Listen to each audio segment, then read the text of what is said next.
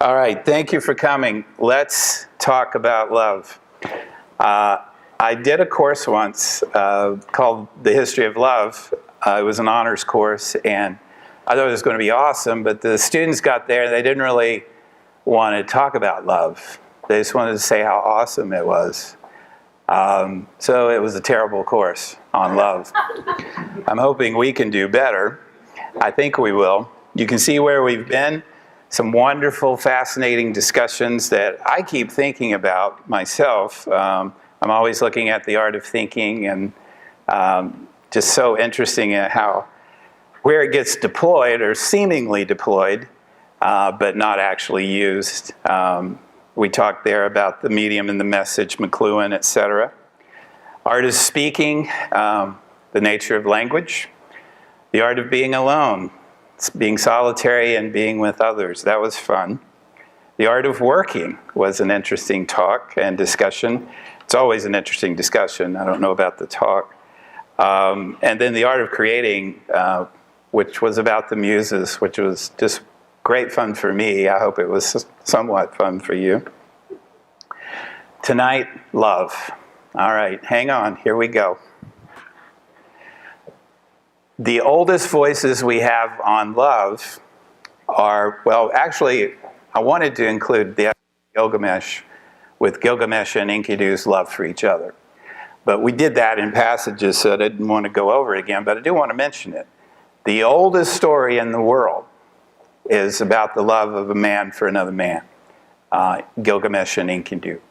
And it's pretty intense. I mean, it drives Gilgamesh onto the hero's journey when Enkidu dies, and it wrecks his world. And some of the most beautiful poetry we still have is about Gilgamesh and Enkidu's love for each other. Sappho, Greek poet on the Isle of Lesbos. She was probably bisexual, but you know that's where the term lesbian comes from. It's probably unfair. It's probably... the term probably arose from her detractors. They were probably envious, frankly, of her poetry. She started an academy for unmarried women on Mytilene, on Lesbos, and Plato called her the 10th muse. Remember when we talked about the muses, the 9? So, you know, you need that completion, so you're always looking for the 10th muse. And some people say it was Apollo, but Plato said it was this Greek poet. We don't have much from her, mostly fragments, but we do have a few complete poems, and I wanted to read you those. So she was singing out to Aphrodite, as you might imagine. The poet of love worships the goddess of love, Aphrodite. Immortal Aphrodite, on your intricately brocaded throne, child of Zeus, weaver of wiles, this I pray. Dear lady, don't crush my heart with pains and sorrows. But come here, if ever before, when you heard my far-off cry, you listened and you came, leaving your father's house, yoking your chariot of gold. Then beautiful swift sparrows led you over the black earth, from the sky to the middle air, whirling their wings into a blur. Rapidly they came, and you, O blessed goddess, a smile on your immortal face, asked what had happened this time. What had happened this time? Why did I call again? And what did I especially desire for myself in my frenzied heart? Who this time am I to persuade to your love, Sappho? Who is doing you wrong? For even if she flees, soon she shall pursue. And if she refuses gifts, soon shall she give them. If she doesn't love you, soon shall she love, even if she's unwilling. Come to me now, once and again, and release me from grueling anxiety. Good description of love. All that my heart longs for, fulfill, and be yourself my ally in love's battle. That's, what, 2,600 years ago? Here's another one.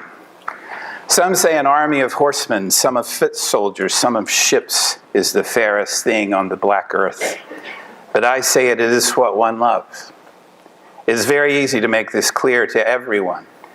For Helen, by far surpassing mortals in beauty, left the best of all husbands and sailed to Troy, mindful of neither her child nor her dear parents, but with one glimpse, she was seduced by Aphrodite. For easily bent and nimbly, and then there's a missing part, which I kind of like. We don't have the whole text, so you get these fragments. Has reminded me now of Anactoria, who is not here. I would much prefer to see the lovely way she walks and the radiant glance of her face than the war chariots of the Lydians or their foot soldiers in arms. And then finally, that man to me seems equal to the gods. The man who sits opposite you and close by listens to your sweet voice and your enticing laughter. That has indeed stirred up the heart in my breast. For whenever I look at you, even briefly, I can no longer say a single thing, but my tongue is frozen in silence. Instantly, a delicate flame runs beneath my skin. Isn't that nice? A delicate flame runs. I'll stop ruining the poetry. With my eyes, I see nothing. My ears make a whirring noise. A cold sweat covers me. Trembling seizes my body. I am greener than grass. Lacking but little of death do I seem. Some of the best erotic poetry in the world is right in your Bible. The Song of Songs. Do you know this book? It's part of the writing section of the Tanakh, the Hebrew, the prophets in the Torah, the prophets in the writings. So it's in the poetical section, as it should be. Don't know really how to date it. It could be anywhere from 10th century to 2nd century. There was even a theory going around for a while in biblical scholarship that it was a bar song that was sung in a bar. That doesn't seem right to me. It's the poetry's too sophisticated for a bar song, unless it's a sophisticated bar, I guess. It may have been connected to a fertility ritual. In fact, it probably was. But it is most definitely erotic poetry. The Bible. Let him kiss me with the kisses of his mouth, for your love is better than wine. Your anointing oils are fragrant. Your name is perfume poured out. Therefore the maidens love you. Draw me after you. Let us make haste. The king has brought me into his chambers. We will exult and rejoice in you. We will extol your love more than wine. Rightly do they love you. I am black and beautiful, O daughters of Jerusalem, like the tents of Kedar, like the curtains of Solomon. Do not gaze at me because I am dark, because the sun has gazed on me. My mother's sons were angry with me. They made me the keeper of the vineyards, but my own vineyard I have not kept. Tell me, you whom my soul loves, where you pasture your flock, where you make it lie down at noon. For why should I be like one who is veiled beside the flocks of your companion? You may recognize some of this language. I'm a rose of Sharon, a lily of the valley, right? As a lily among brambles, so is my love among maidens. As an apple tree among the trees of the wood, so is my beloved among young men. With great delight I sat in his shadow, and his fruit was sweet to my taste. He brought me to the banqueting house, and his intention toward me was love. Sustain me with raisins, refresh me with apples, for I am faint with love. Oh, that his left hand were under my head, and that his right hand embraced me. That's probably a euphemism in Hebrew for sexual stimulation. I slept, but my heart was awake. Listen, my beloved is knocking. Open to me, my sister, my love, my dove, my perfect one, for my head is wet with dew, my locks with drops of the night. I had put off my garment. How could I put it on again? I had bathed my feet. How could I soil them? My beloved thrust his hand into the opening, and my inmost being yearned for him. This is the Bible. Did I mention that? I rose to my beloved. My hands dripped with myrrh, and my fingers with liquid myrrh upon the handles of the bolt. I opened to my beloved, but my beloved had turned and gone. How fair and pleasant you are, O loved one, delectable maiden. So this is a kind of dialogue. They're kind of singing back and forth to each other.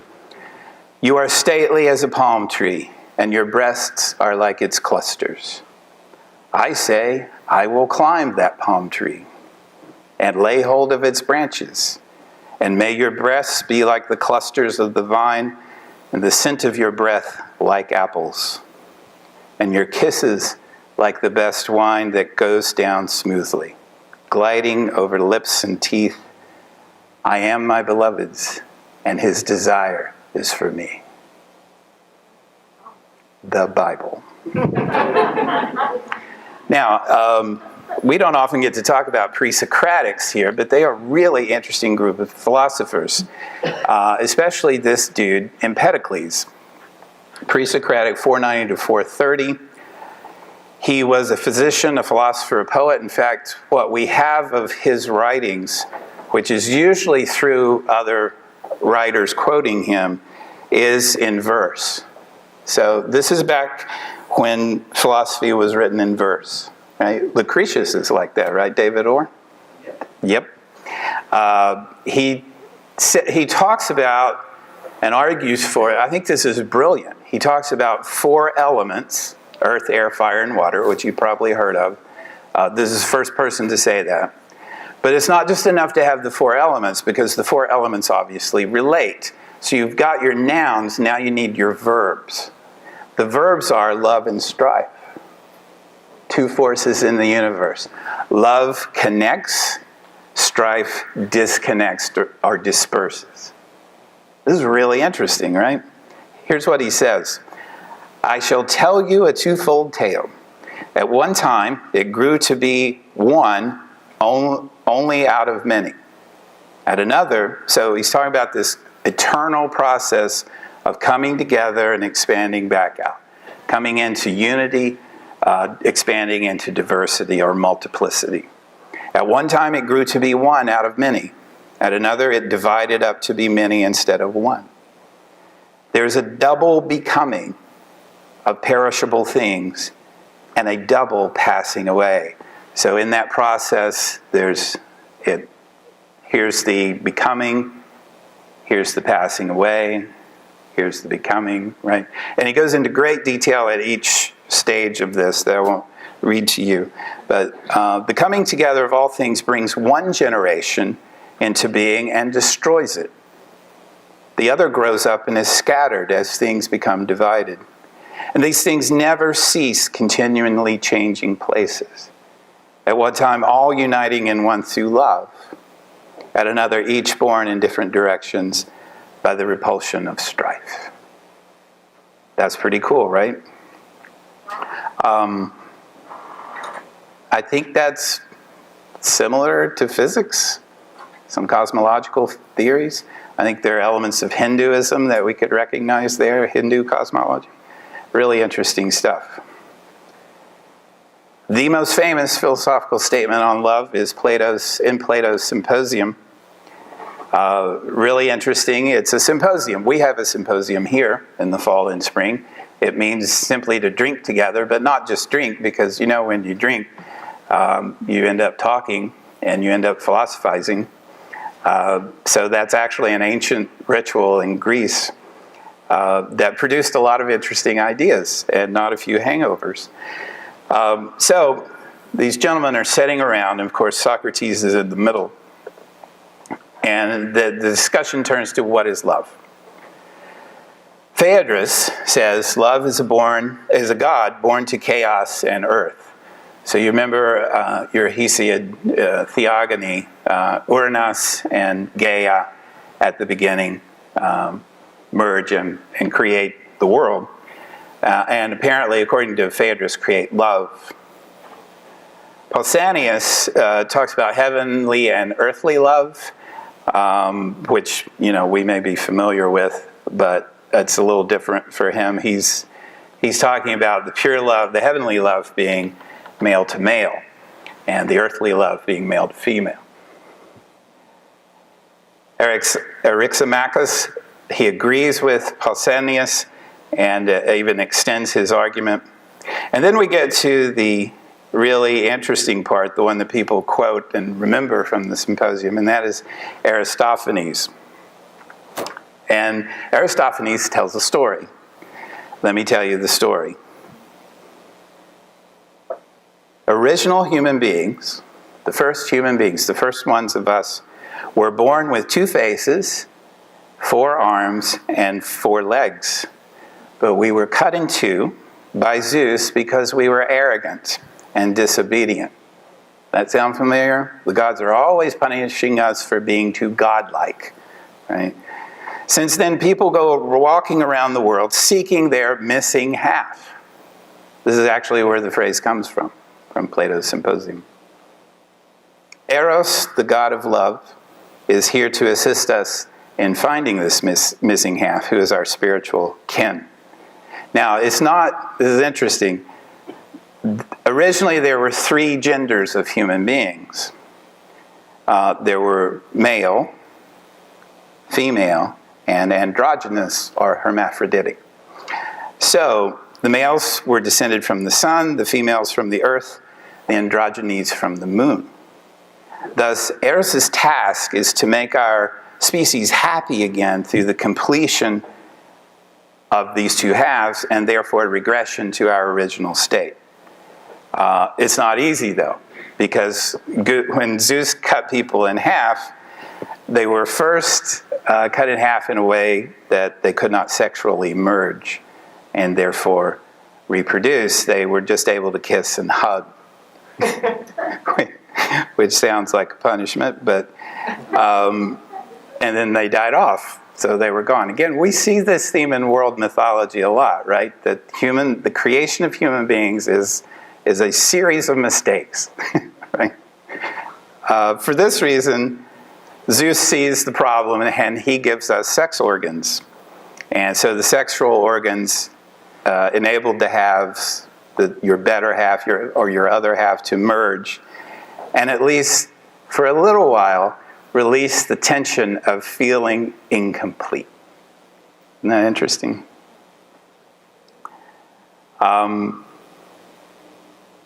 So you've got Agathon, too, who has to follow Aristophanes.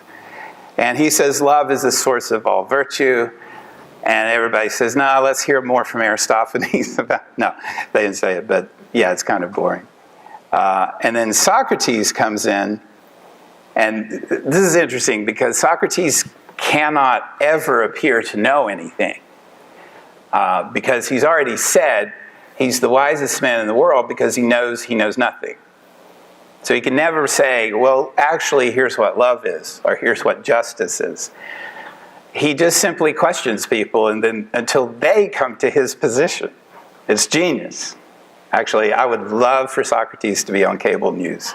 I would pay good money to watch that.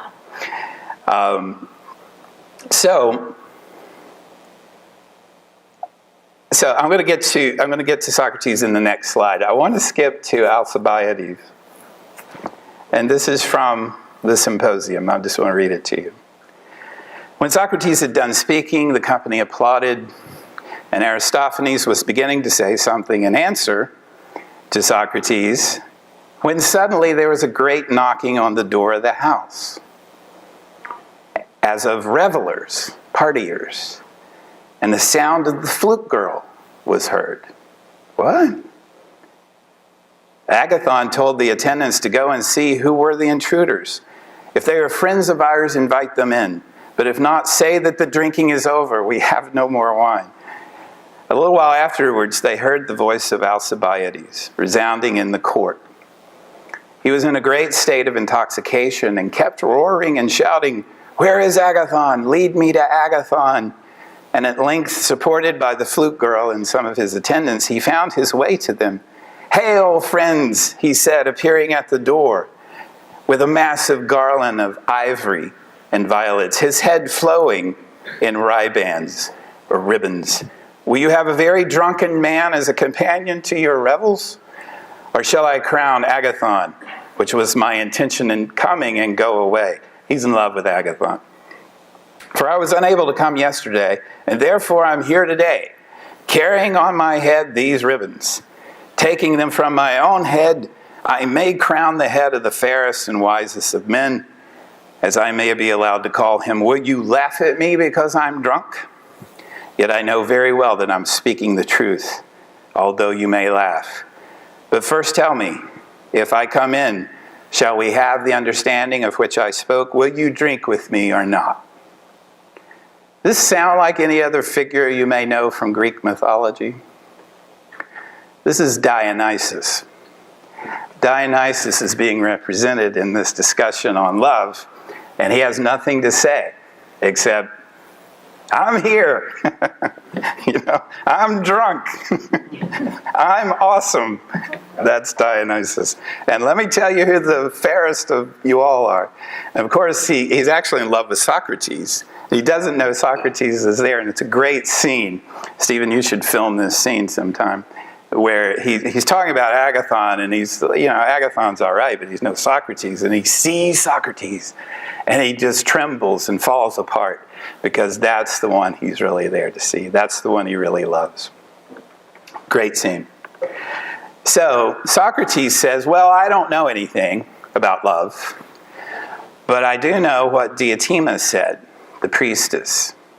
And so that's how he gets his point into the symposium.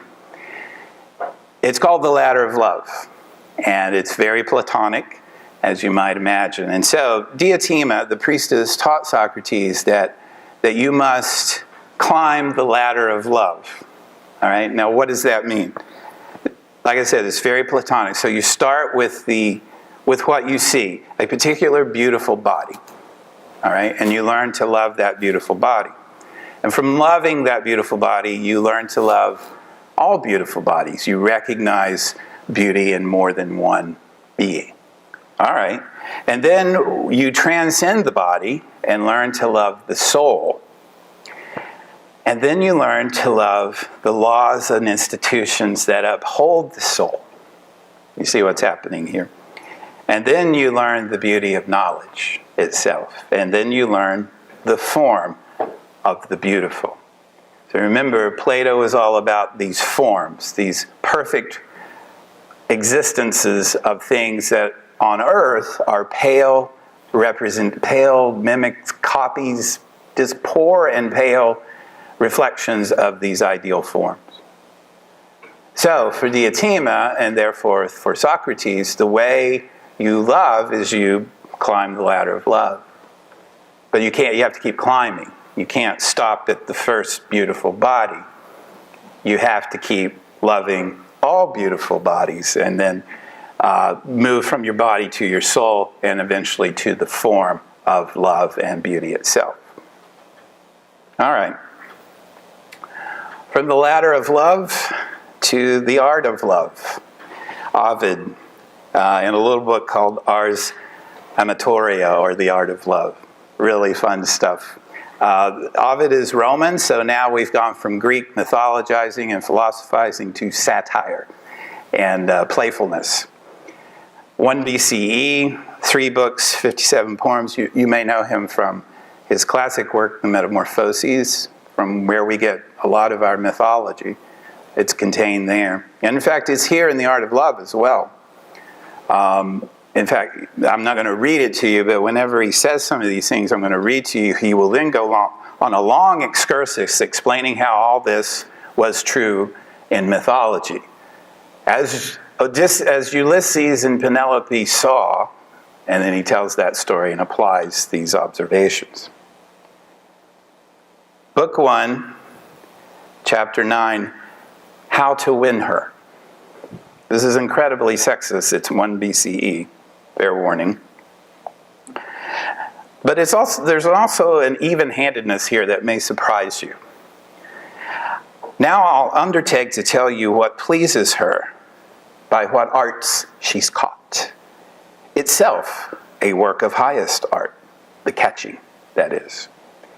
Whoever you are, lovers everywhere, attend with humble minds, and you masses, show you support me. Use your thumbs. I don't know what that means. Let's not think about it. First, let faith enter in your mind. Every one of them can be won. Every one of you women can be won. You'll win her if you only set your snares.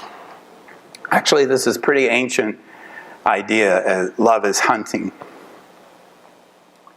Birds will be sooner silent in the spring, cicadas in summer, and Arcadian hound turn his back on a hare than a woman refuse a young man's flattering words. I haven't found that to be the case at all, but we'll carry on. Even she, you might think, dislikes it, will like it. Secret loves, it's 1 BCE, okay, I warned you. Secret love's just as pleasing to women as men. Men pretend badly. Okay, now we're getting somewhere. Men pretend badly. She hides her desire. If it was proper for men not to be the first to ask, woman's role would be to take the part of the asker. Here's another section. Okay, 1 BCE. All these things were driven by woman's lust. It's more fierce than ours. Did you know that? And more frenzied. So, on, and never hesitate in hoping for any woman. There's hardly one among them who will deny you. Again, that's not been my experience, but Ovid is different. Whether they give or not, they're delighted to be asked. And even if you fail, you'll escape unharmed. But why fail when there's pleasure in new delights? And the more foreign, the more they capture the heart. The seed's often more fertile in foreign fields.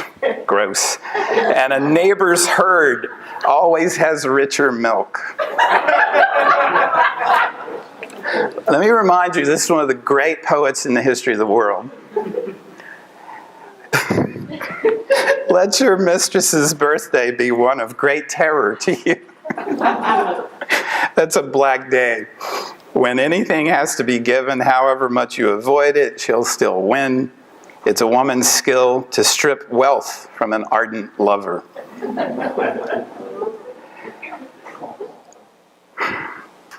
Now this is to men. Yeah, this is, so it's, like I said, it's kind of even-handed. So men, this is for you from 1 BCE. Neatness pleases, a body tanned from exercise, a well-fitting and spotless toga is good. No stiff shoe thongs, your buckles free of rust.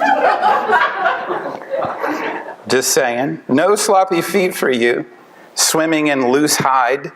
Don't mar your neat hair with an evil haircut. You ever had an evil haircut? I think I have. Let an expert hand trim your head and beard. And no long nails, Charlie. Make sure they're dirt-free for once. And no hairs, please, sprouting from your... I'm sorry, again. No hairs, please, sprouting from your nostrils. No bad breath exhaled from unwholesome mouth. All right, we can agree on that. Don't offend the nose like a herdsman or his flock. Leave the rest for impudent women to do, or whoever's the sort of man who needs a man. Ouch. Don't ask about her age. Don't ask how old she is or who was consul when she was born, because then you could figure out her age. That's strictly the censor's duty. Oh, God, especially if she's past bloom and the good time's gone.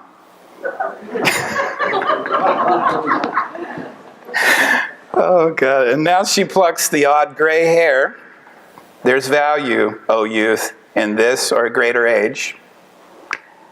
This will bear seed. This is a field to sow. Besides, they've more knowledge of the thing. and have that practice that alone makes the artist. With elegance, they repair the marks of time and take good care that they don't appear old. As you wish, they'll perform in 1,000 positions. No paintings ever contrive to show more ways. They don't have to be aroused to pleasure. Man and woman equally deliver what delights.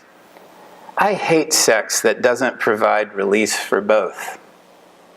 That's why the touch of boys is less desirable. I hate a girl who gives because she has to, and arid herself thinks only of her spinning. Pleasure's no joy to me that's given out of duty. Let no girl be dutiful to me. Almost done. Be modest in laughter and movement. If your teeth are blackened, large, or not in line, laughing would be a fatal error. To have been taught more is shameful. He's gone on a section about how to have sex, and it should be within a certain lane, I guess. To have been taught more is shameful, but kindly Venus said, what is shameful is my particular concern. Let each girl know herself, adopt a reliable posture for her body. One layout's not suitable for all. She who's known for her face, let her face be upwards. Let her back be seen, whose back delights. Okay, Ovid. From Ovid, we go to God is love. Silence, okay. I'll give you a minute to catch up. Going into Christianity. This is actually a pretty amazing thing. It's the only major religion that puts love at the center of its conceptual life. That God's nature is love. We know Zeus as a god of power and a god of mind.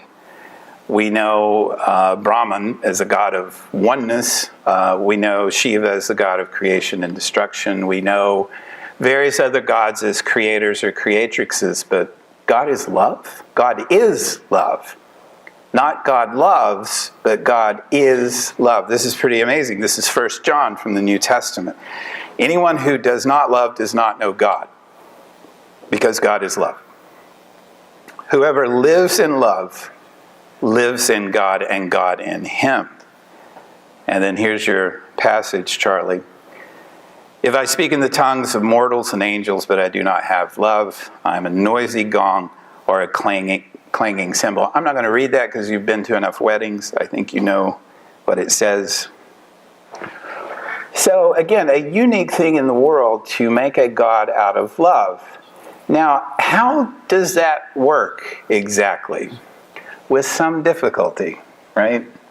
So this is St. Augustine on this notion, one of the great church fathers. And here's how he puts it. This is how the love of God is shown among us. That's a quote from the New Testament.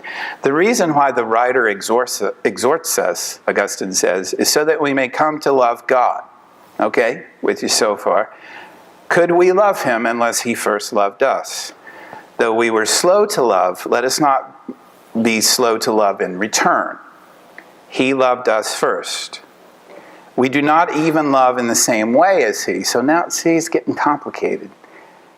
He loved the unrighteous, but he took away the unrighteousness.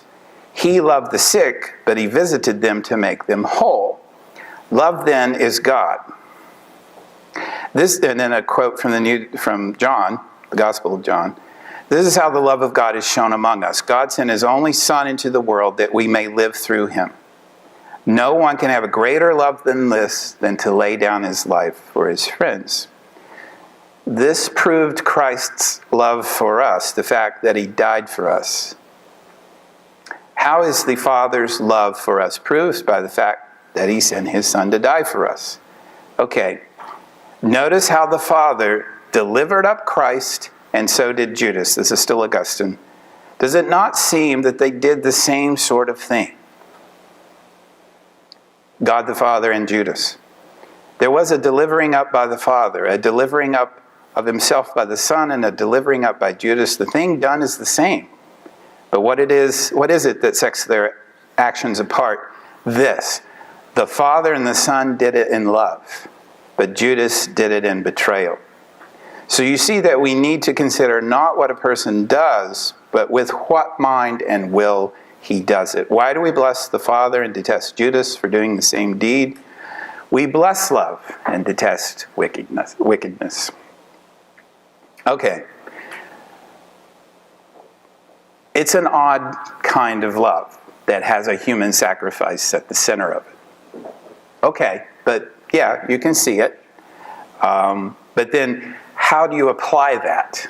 How do you respond to that kind of love? A love that has given itself, its divine self, in death. What do? How do you respond with some kind of authenticity and integrity? Follow a set of laws? Seems kind of weak. Kierkegaard, the great Danish philosopher, struggled with this, as did all Christian theologians. And he, along with many others, talked about the different kinds of love, especially in the Greek language. So there's eros, which is desire, named for the god Eros. There's phileo, which is friendship. It's the word in Philadelphia, for example. And agape, which Christians called because it appears in the New Testament, God's unconditional love. There's no such concept really in Greek of this total unconditional love, but Christians adopted it. Let me give you Kierkegaard's voice here. As the poet understands them, love and friendship contain no ethical task. All right, so yeah, love and friendship contain no specific ethical task. Love and friendship are good fortune. Poetically understood, and certainly the poet is an excellent judge of fortune, it is a good fortune, the highest good fortune, to fall in love, to find the one and only beloved. It is a good fortune, almost as great, to find the same in a friend. Then the highest task is to be properly grateful for one's good fortune, but the task can never be an obligation to find the beloved or to find his friend. This is out of the question. On the one hand, when one has the obligation to love his neighbor, then there is the task, the ethical task, which is the origin of all tasks. So now ethics enters the picture. Erotic love and friendship are preferential, and the passion of preference. Christian love is self-renunciation's love, and therefore trusts in this, it shall trust in this. To exhaust these passions would make one's head swim, but the most passionate boundlessness of preference in excluding others is to love only the one and only. I'm going to stop there because Kierkegaard is a little dense. Basically, Kierkegaard says that there are 3 stages along life's way. By the way, I stole that line like I steal all my lines, stages along life's way. The aesthetic. It's kind of like Diotima, the priestess. The aesthetic, the recognition of the beautiful. The ethical, which he's just talking about here, where the recognition of the beautiful requires a certain set of behaviors on your part. You must do this. If you love God, 10 Commandments. If you love me, you must do this and not do that. And then he says the final stage, the stage of the night of infinite resignation, is the stage of the leap of faith, is the religious stage, which is where you transcend ethics. Love, true love, God's love, transcends ethics, which should be apparent because God sent his only son to die. Who kills his son? God does this all the time. He told Abraham to do the same thing. Genesis 22. True love, for Kierkegaard, Christian love, transcends both the aesthetic, it's more than passion and beauty. It transcends the ethical, and you must engage in a leap of faith and be willing to kill your son if you're Abraham.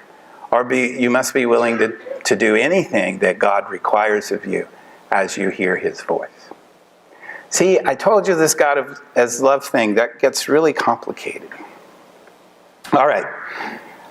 You may know of courtly love from the Middle Ages, the troubadours. It was called fine love or fin amour. Are you guys warm or cold? How are you? You good? Good? All right, good. So late 11th century, they pervade this thing called happy wisdom, or it comes across in some translations as the gay science. Southern France, they try to transform this notion of Christian love, Christian ideals, into something applicable to their time and place. And so it becomes this very interesting, well, let me just tell you what it is. First of all, it's aristocratic. So it was courtly love that was practiced by noble lords and ladies. It was not practiced by the peasants. And so the proper place for this kind of love was in the royal court. It was ritualistic. So couples had this elaborate exchange of gifts. The lady was wooed. This is where we get this notion. Courtship and courtesy, same root word, and was the constant recipient of poems, bouquets, songs, etc. And all she had to do, all the courtly woman in love had to do, was just give some nod of approval, just some slight hint of affection. And that was it.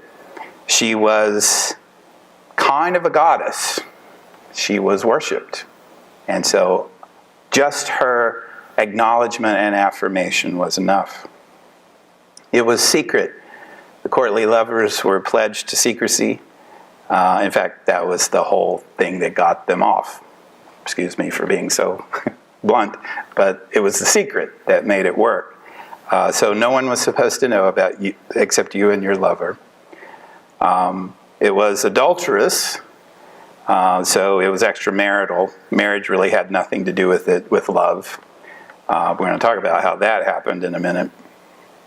In fact, one of the principal attractions of this courtly love was that it was something so other from the daily routine of medieval life that it was literally creating a new world, which is another famous definition of love by the philosopher Robert Solomon.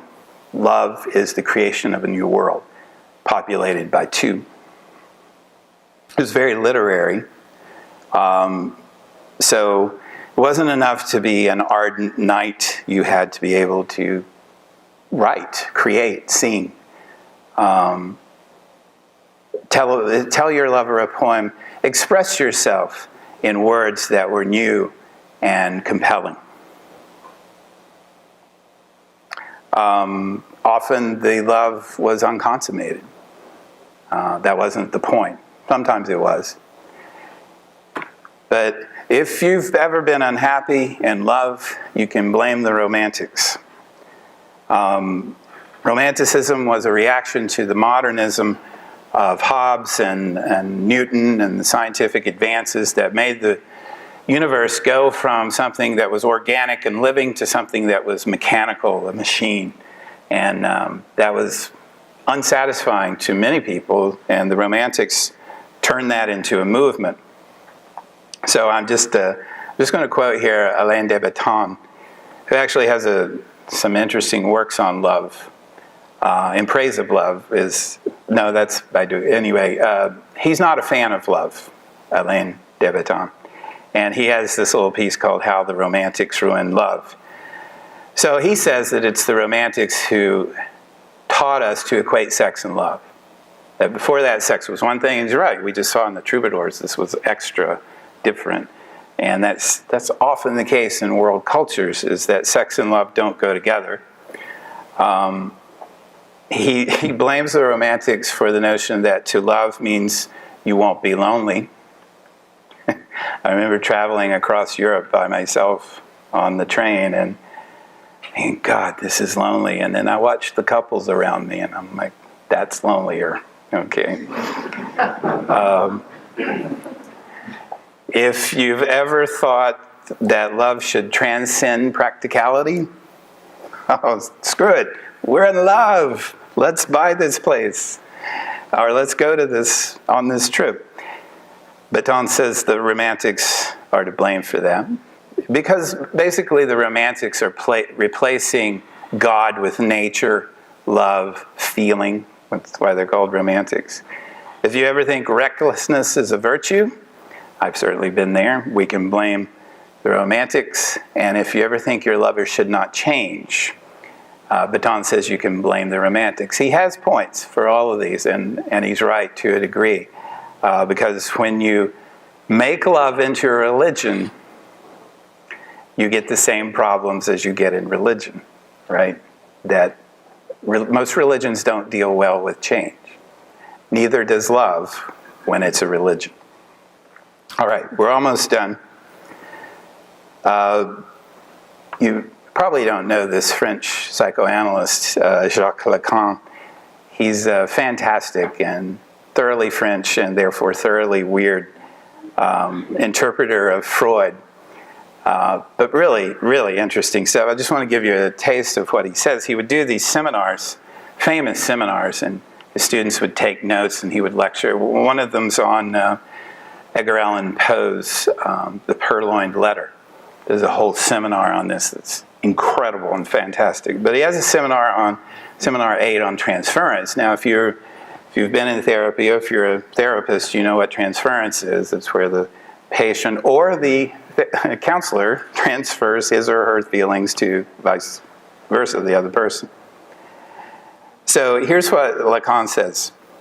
He says, imagine you see in front of you a beautiful flower or a ripe fruit. You reach out your hand to grab it, but at the moment you do, the flower or the fruit bursts into flames.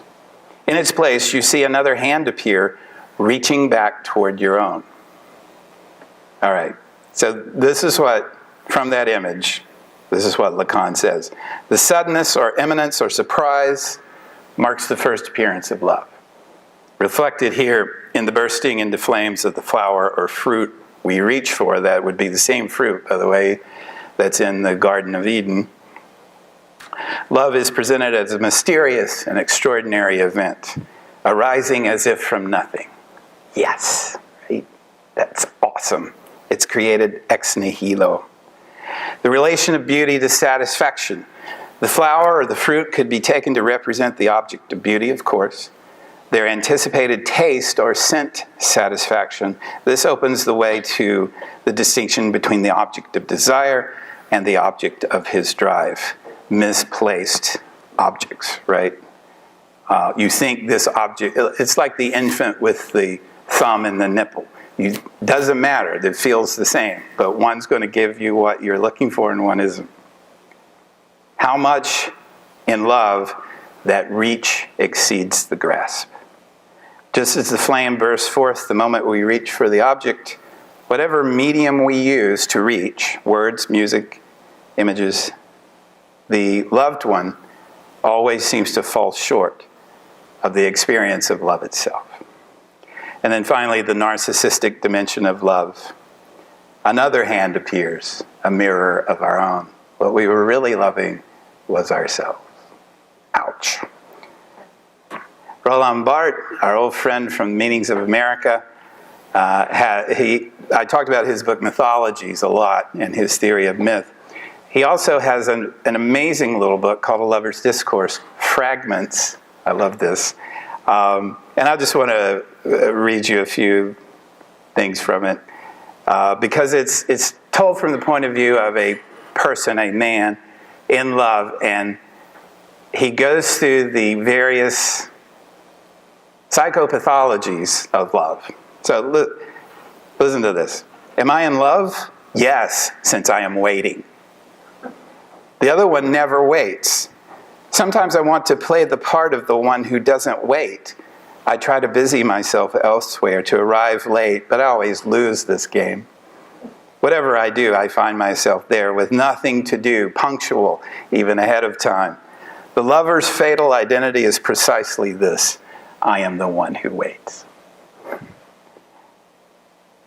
The first thing we love is a scene. I think this is really interesting. The first thing we love is a scene, not the lover. Love at first sight requires the very sign of its suddenness, and of all things, it is the scene which seems to be seen best for the first time. A curtain parts, and what had not yet ever been seen is devoured by the eyes. The scene consecrates the object I am going to love. So the love at first sight idea is about a particular place in time, not just a person, but the whole scene, right? I think that works really well. He says the context is the constellation of elements harmoniously arranged that encompass the experience of the amorous subject. Oh, I love this. You ever tried to write about love? Yeah. Worst writing in the history of the planet. To try to write love is to confront the muck of language, that region of hysteria where language is both too much and too little, excessive and impoverished by the codes on which love diminishes and levels it.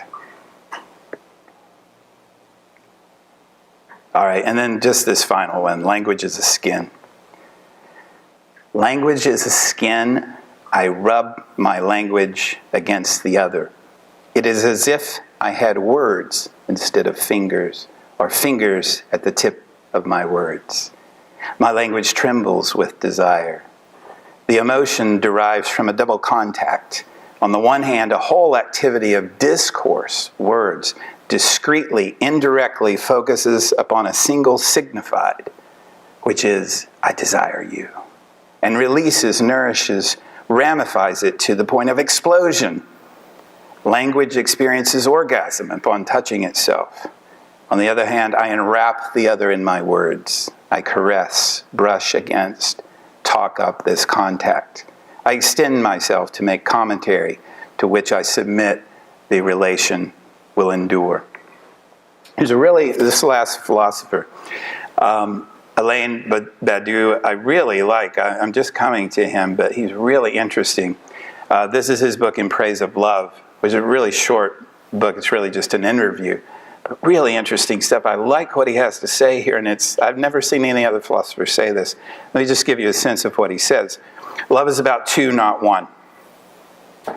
What kind of world does one see when one experiences it from the point of view of two and not one? And this, again, is in praise of love. What is the world like when it's experienced, developed, and lived from the point of view of difference and not identity?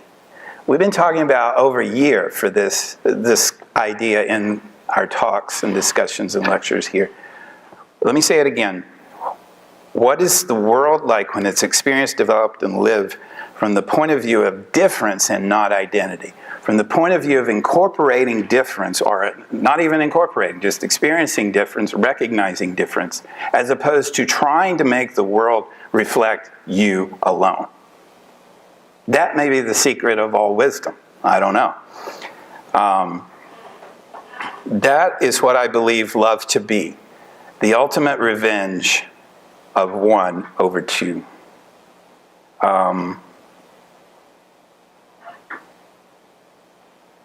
Okay, let me just read you one more so we can keep moving. What is universal is that all love suggests a new experience of truth about what it is to be two and not one. Isn't that it? Isn't that it? That it's not just me and what's in my head.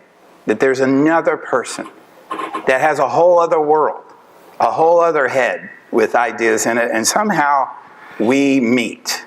And my world is consummated in that process. I should let the philosopher speak, sorry. What is universal is that all love suggests a new experience of truth about what it is to be two and not one, that we can encounter and experience the world other than through a solitary consciousness. Oh God, don't we get sick of that solitary consciousness? Or I do. Any love whatsoever gives us new evidence of this, and that is why we like to love. As St. Augustine says, we like to love, but we also like others to love us. Quite simply, because we love truth. That is what gives philosophy its meaning. People like truths, even when they don't know that they like them. Nice. All right. If you don't know Diane Ackerman's A Natural History of Love, you should get it. It is possibly the best book on love I've ever read. And let me just give you a taste of it as we close up. Love is the great intangible. In our nightmares, we can create beasts out of pure emotion.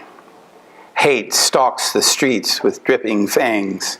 Fear flies down narrow alleyways on leather wings, and jealousy spins sticky webs across the sky. In daydreams, we can maneuver with poise, foiling an opponent, scoring high on fields of glory while crowds cheer, cutting fast to the heart of an adventure. But what dream state is love? Frantic and serene, vigilant and calm, wrung out and fortified, explosive and sedate, love commands an army of moods.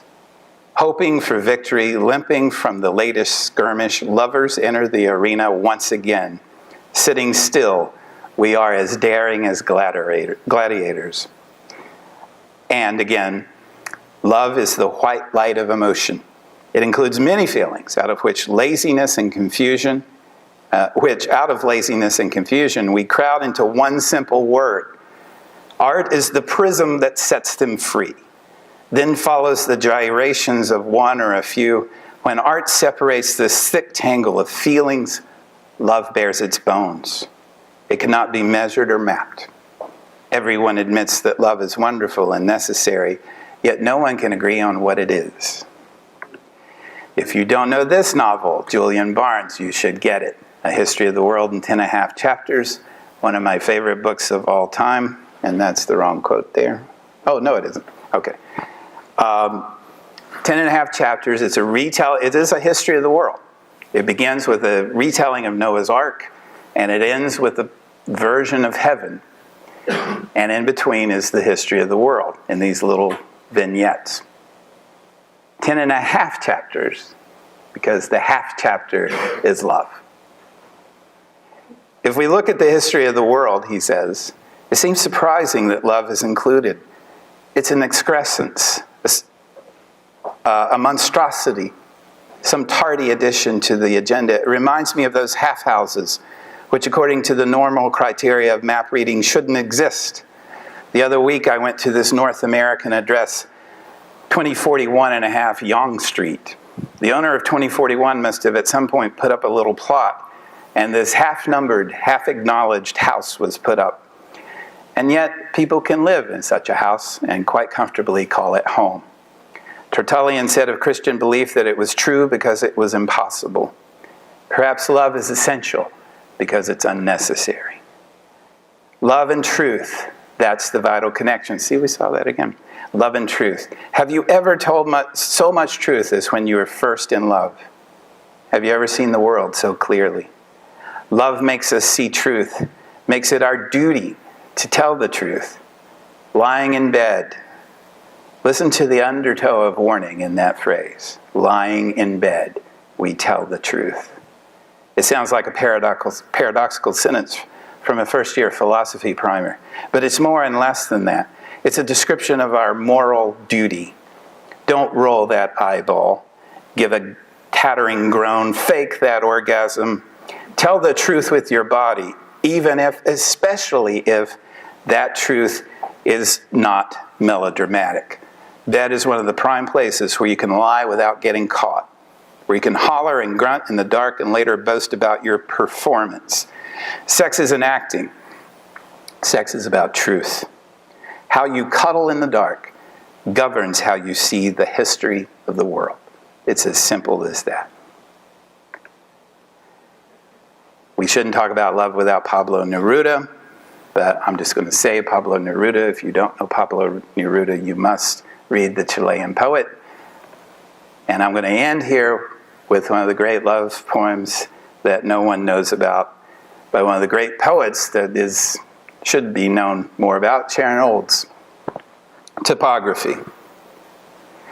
After we flew across the country, we got in bed, laid our bodies delicately together like maps laid face to face, east to west, my San Francisco against your New York, You're a Fire Island against my Sonoma, my New Orleans deep in your Texas. Your Idaho bright on my Great Lakes, my Kansas burning against your Kansas. Your Kansas burning against my Kansas. Your Eastern Standard Time pressing into my Pacific Time. My Mountain Time beating against your Central Time. Your sun rising swiftly from the right. My sun rising swiftly from the left. Your moon rising slowly from the left. My moon rising slowly from the right. Until all four bodies of the sky burn above us, sealing us together, all our cities, twin cities, all our states united, one nation, indivisible with liberty and justice for all. Thank you.